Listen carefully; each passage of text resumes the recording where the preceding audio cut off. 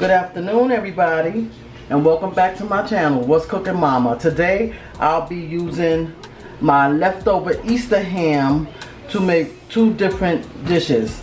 Okay, so we got the sliced ham here, we got some diced ham here, we have some cheese, we have some butter, we have some biscuits. You could use any kind of biscuits that you prefer, but I prefer the big biscuits.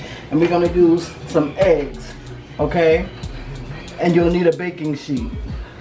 All right, so I'm gonna show you, I'm not gonna talk through this video, I'm just gonna show you what I do with the leftover ham from my Easter dinner, okay, and the cheese.